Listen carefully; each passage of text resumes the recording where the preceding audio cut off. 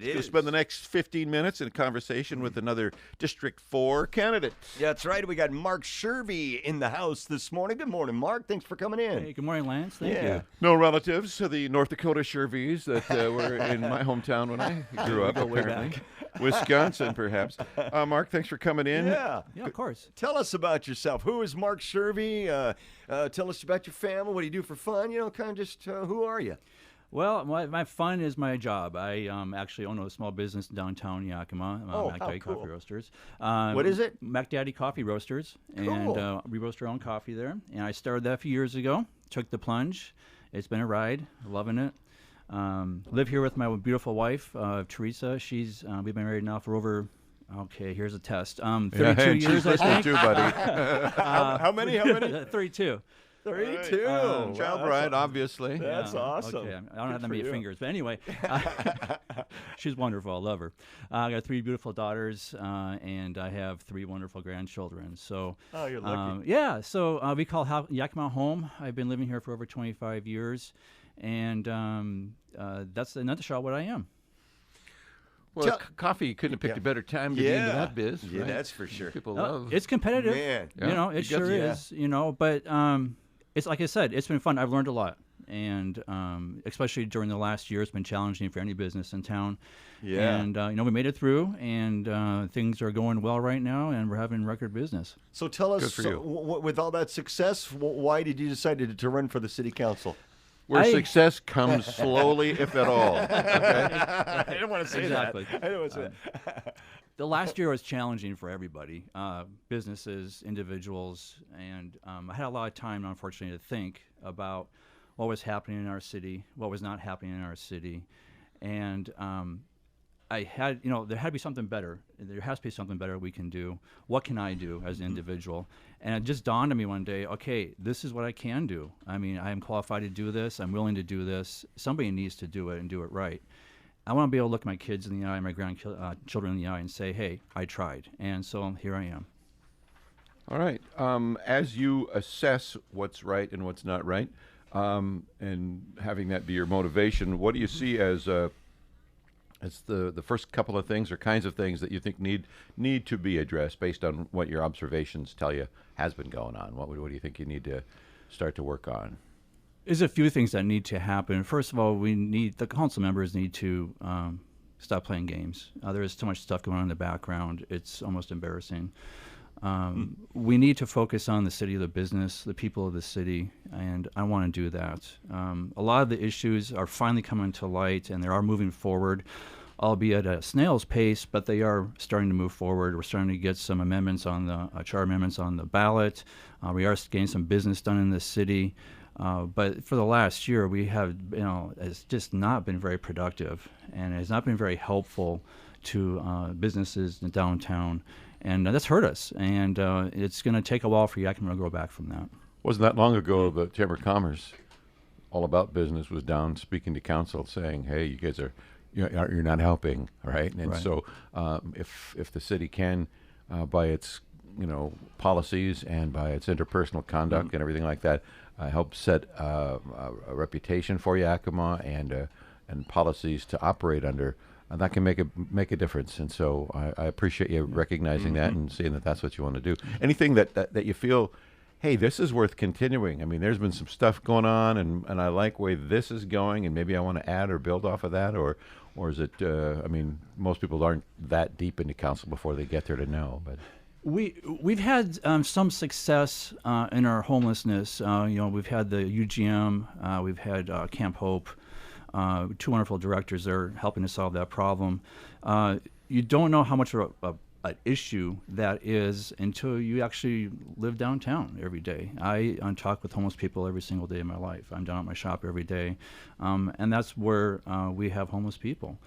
So I like the idea of how the partnerships have worked with that. We reached across the aisle. We reached with community members, organizations to help work on that issue. It's going forward. Is it as fast as I want to? No, but it's getting there. So we're making progress there.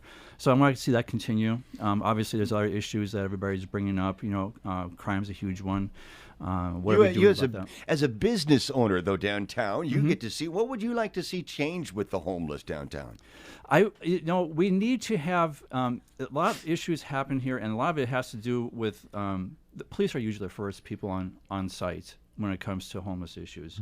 Whether it be a drug issue, a violence issue, the police are usually the first ones there. And it has in the past, but especially today, in the last couple of days, their hands are tied. They can basically not do anything to help these people, and that's due to efforts on the west side, and there's, obviously the city council can't really do anything about the state issues like that, but we're going to have to find something to help them out. So that when Tiffany Banks, when she passed away, I was there when the police were talking to her the first time, and basically their hands are tied. So we need to come up with develop a program where there's something that they can call somebody, and we can take these people and get the services that they need. Mark, I don't know about you, but I don't know about your wife, but my wife is very concerned about violence in this community. I don't know if you're hearing. What are you hearing? You're knocking on doors. Are you hearing anything about gang violence and things like that as you walk around? That's a very common thread, a very common topic. Especially when it starts creeping in neighborhoods where that typically, doesn't happen. It wakes like people your up. district, right? Yeah, exactly. Our district was it was sobered up really quick, and it was brought up. But it's not just our district; it's citywide. Owning a business downtown. I live in a high crime area. I got homeless people around. There's a lot of people that are afraid to come downtown. They will not come downtown just because they fear for their safety. Right, yeah. Whether it be daytime or nighttime, they're afraid to come down. How does that help a business? How do we grow Yakima downtown if people are afraid to come down there? So we need to deal with that issue, and we need to be proactive about it. Make Yakima safe again. You do that, you'll get more businesses downtown, and it'll attract more people. And you'll see your tax revenue start going up. You'll start people moving in, businesses moving in, and overall it'll be a positive effect for our city. So how do we do that? Well, first of all, like I said, we have to tackle the crime. Okay.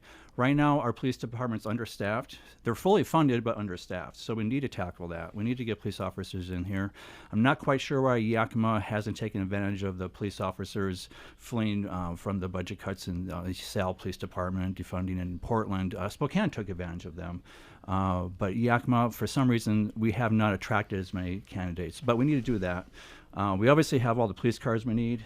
We got the funding for that. So we need to make sure we have the police presence out there. And that's one way to start. We also have to work on the other end and gang prevention. Get the kids when they're young. Give them alternatives to joining the gang. And that way we can stem it from both sides.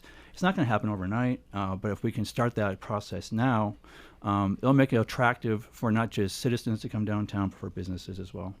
One of the things people have been waiting for a long time is what's going to happen out at the Mills site? What would you got any ideas about what you would like to see eventually kind of become our welcome mat to anybody driving by on the highway with that big 211-acre chunk of land out there? Well, we'll take a North First Street. You walk in, bicycle in or drive in, and on North First Street, we're doing a lot up there, and that's very welcoming. It's like, hey, this is a cool place. Why not just use the same process for the mill site too?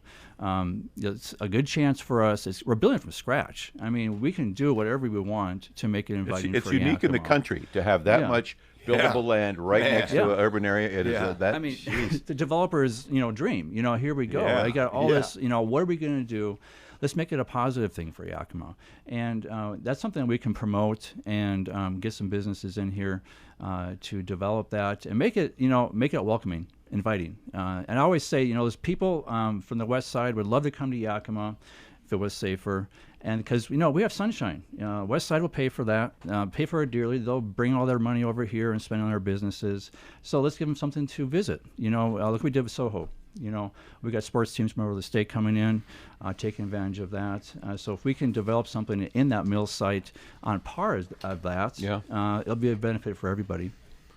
KIT News Time is 7:55. If you're joining us, we're talking to District 4 candidate Mark Shervey. Mark, I know it's a nonpartisan office. Asking everybody this. Describe yourself politically. Politically, Mark.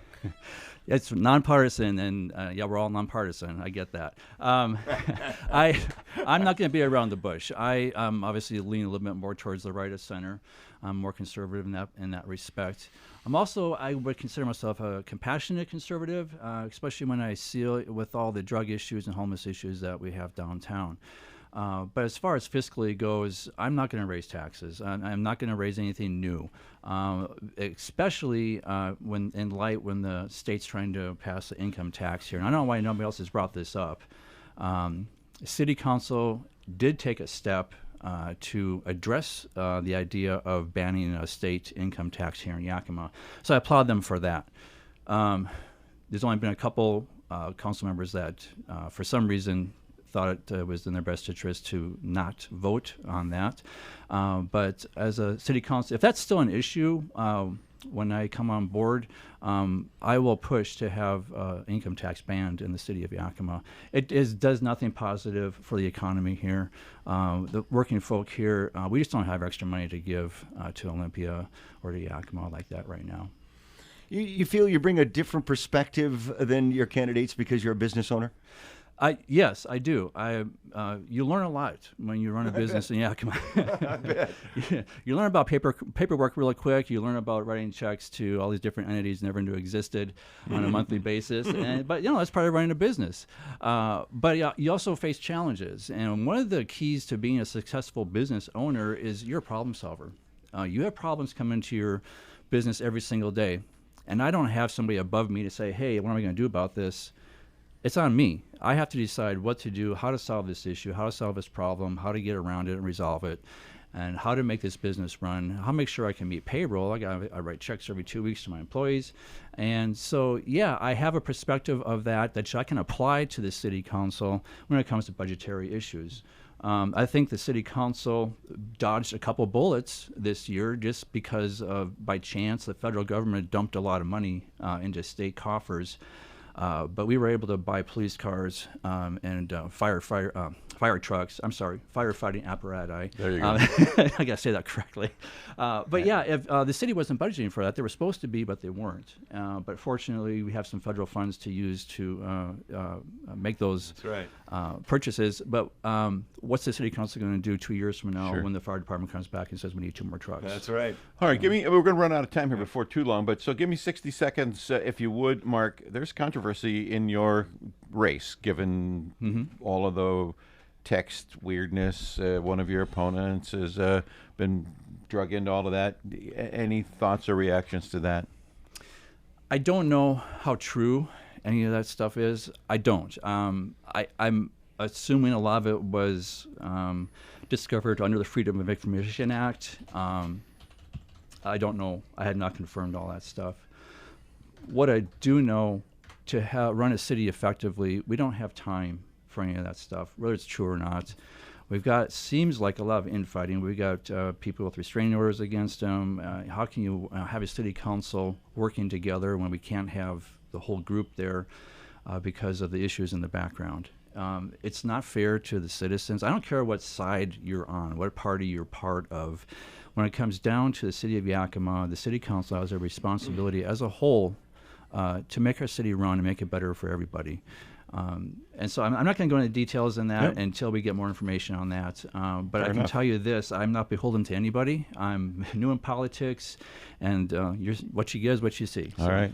So here we are, 4th floor elevator. You'd get on, and all of Yakima piles in the elevator with you. It's called the elevator speech. The final minute to go here. Why should people vote for Mark Shervey? Because I'm going to bring Yakima back to what it was back when it was prospering. You remember that? Some of you don't. Yes. I know both of you are old enough to remember that. But there was a time. Yakima was cool. I mean, we had a mall up here. We had Nordstrom's. We had all these wonderful businesses. You could bring your family down here and not be afraid.